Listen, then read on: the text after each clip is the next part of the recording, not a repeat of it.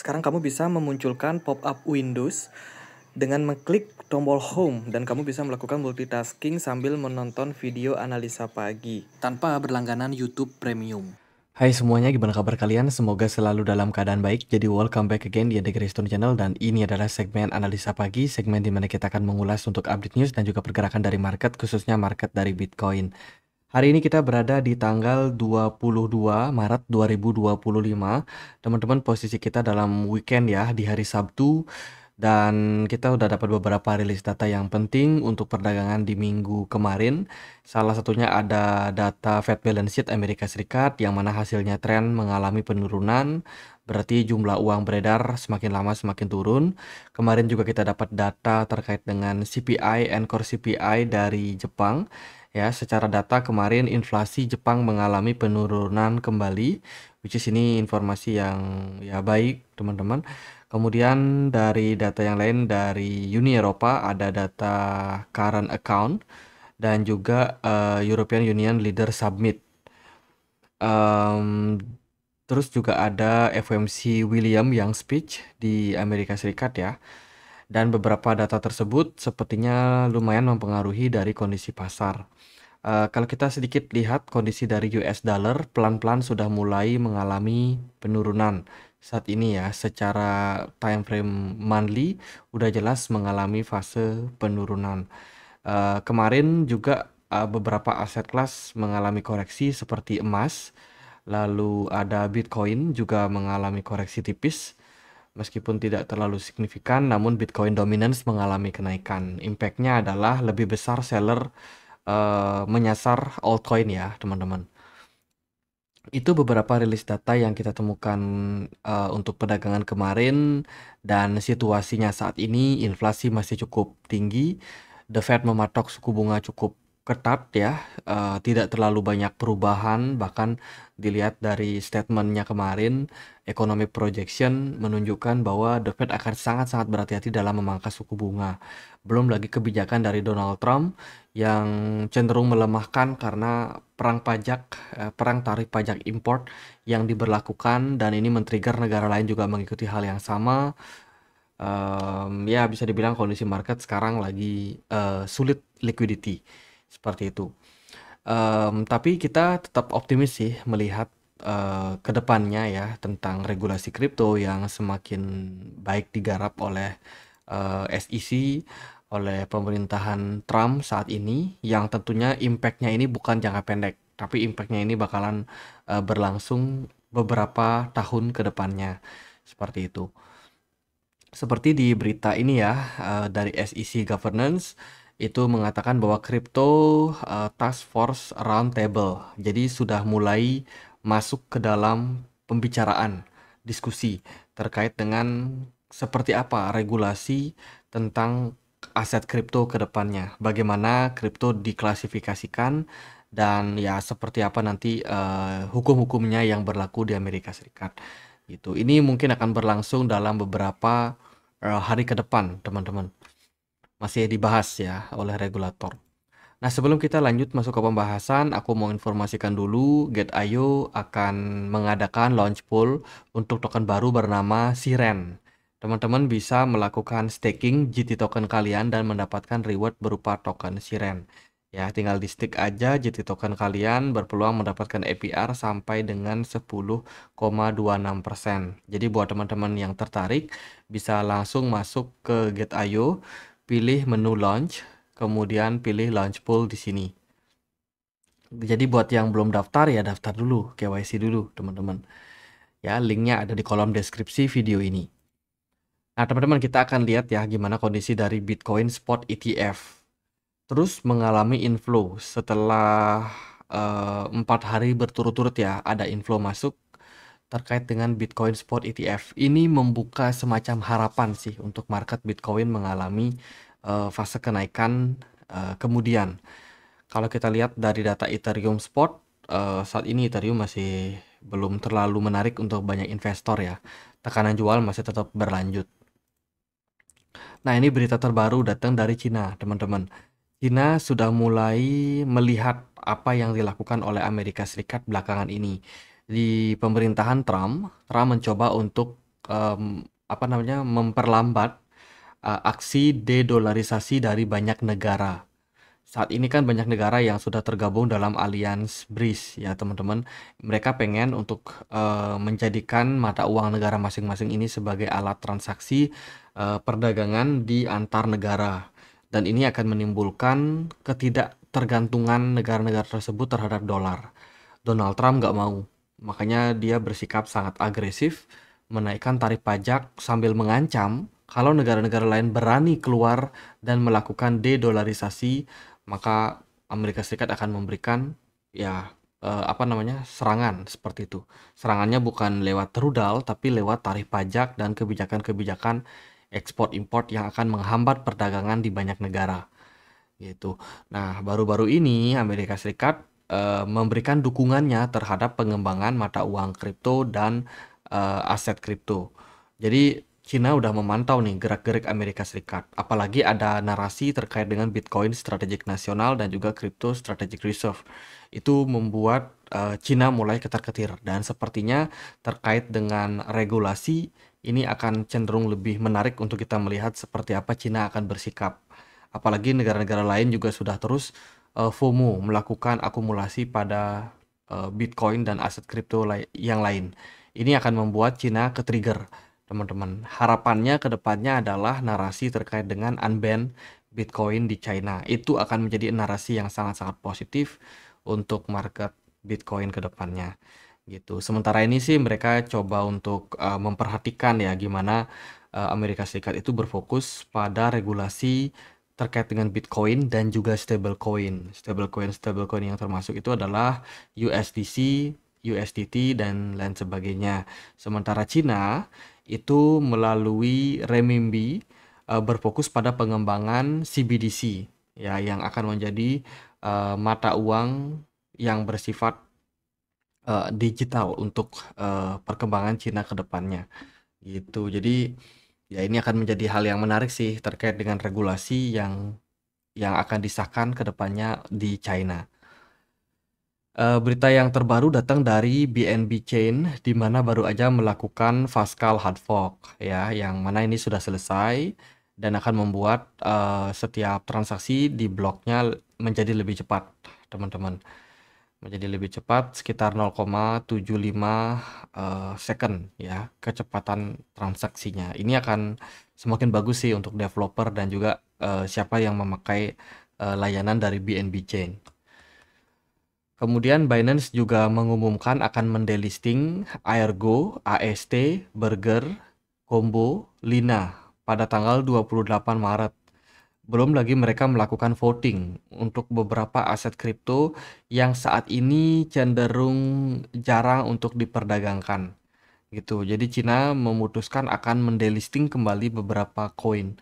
Jadi buat teman-teman yang tertarik untuk mengikuti votingnya, bisa klik yang voting now di menu binance.com and support announcement detail. Bla bla bla bla bla. Jadi ada beberapa koin, beberapa project kripto yang bakalan dikeluarkan. Nah, tujuannya untuk apa ya? Biar lebih padat aja sih perdagangan dari Binance, tidak banyak koin-koin yang koin-koin yang nggak jelas dan peruntukannya tidak jelas. Itu. Ini daftarnya udah ada ya. Ada Jasmine yang masuk, ada ZEC, FTT, ELF, kemudian ARK, kemudian GPS, dan ini banyak banget. Teman-teman kita diminta untuk memilih 5. Di sini suruhannya adalah Oke, meskipun kami menghargai dan akan mempertimbangkan hasil pemungutan suara tidak akan menjadi satu-satunya faktor untuk menentukan keputusan delisting akhir. Oke, jadi mereka sudah melakukan voting ya, teman-teman, di mana kita diminta untuk memilih 5 project yang akan masuk ke daftar delisting dari Binance. Itu buat teman-teman yang tertarik bisa ikutin tuh. Kemudian dari berita yang lain datang dari MicroStrategy sudah mengumumkan kembali pembelian Bitcoin ya, teman-teman. Ini hasil dari mereka melakukan penawaran gitu di mana sekitar 8,5 juta saham ya dengan rate sekitar 10% itu baru saja di offer dengan tujuan mereka akan mendapatkan dana, di mana dana tersebut nanti akan digunakan kembali untuk mengakumulasi Bitcoin. Lalu ada Tron dikabarkan sekarang sudah bisa digunakan di jaringan Solana. Ini akan menarik banget untuk ekosistem Tron. Selain itu juga ada Bitnominal ya, baru saja mengumumkan peluncuran untuk produk XRP Futures di Amerika Serikat. Ini tentu saja akan menjadi eh, trigger bagus untuk XRP ya, meskipun tidak secara langsung karena yang namanya produk ETF futures itu memang sifatnya derivatif, tapi karena dia menggunakan nama XRP, maka XRP pun juga akan lebih dikenal oleh banyak masyarakat sehingga berpotensi lebih banyak pencarian terkait dengan XRP yang ujung-ujungnya adalah meningkatkan akumulasi atau adopsi. Kemudian dari berita yang lain terkait dengan comparison di bulan Maret 2024 dan korelasinya terkait dengan pergerakan Bitcoin. Waktu kemarin di bulan Maret secara movement ya di tahun 2024 pergerakan Bitcoin ini masih dalam fase konsolidasi dan terus berlanjut sampai kisaran bulan September.